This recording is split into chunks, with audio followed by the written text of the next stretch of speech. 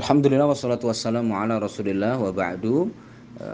Saya sebagai makmum sholat wajib, di setiap rakaat ketiga dan keempat saya sebagai makmum belum selesai bacaan Al-Fatihah, tapi imam sudah ruku. Bagaimana sikap saya?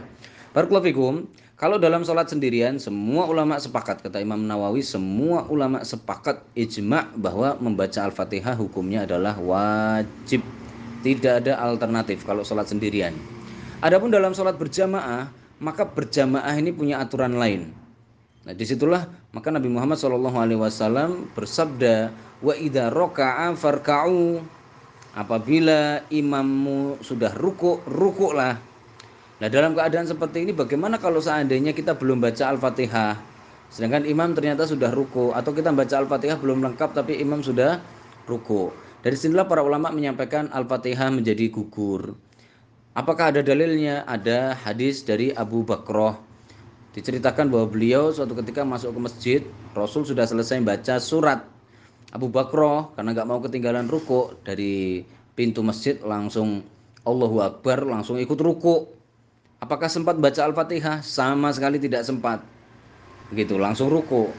Ya. Nah, berangkat dari hadis tersebut, ulama menyimpulkan kalau itu sholat berjamaah, maka gugur sudah kewajiban membaca Al-Fatihah. Semuanya ditanggung imam. Al-imamu dominun. Imam itu bertanggung jawab, ya, kata Dr. Wahbah Suhaili, yaitu bertanggung jawab atas kekurangan-kekurangan yang ada pada bacaan makmum. Jadi asalkan imamnya bacaannya sudah lengkap, makmum nggak lengkap pun nggak apa-apa. Seperti itu. Nah, berangkat dari sini, maka kalau seandainya kita itu terlambat mungkin, atau mungkin di rakaat kedua ketika imam terlalu cepat dan lain sebagainya, kita cek dulu kecepatan imam ini wajar nggak. Kalau seandainya kecepatannya tidak wajar, berarti itu imamnya nggak boleh kita jadikan imam.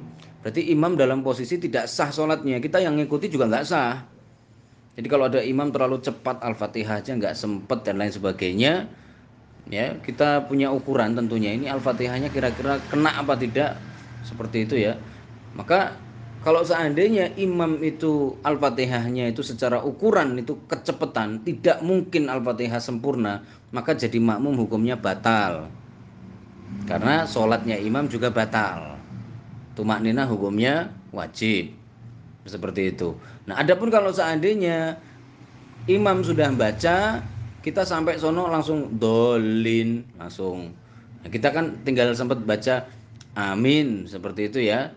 Nah, ini kalau masih sempat baca, sebaiknya baca Al-Fatihah, kata Syekh bin Bas. Kata Syekh bin Bas, kalau masih sempat baca Al-Fatihah, bacalah. Karena itu pendapat yang paling sahih, seperti itu.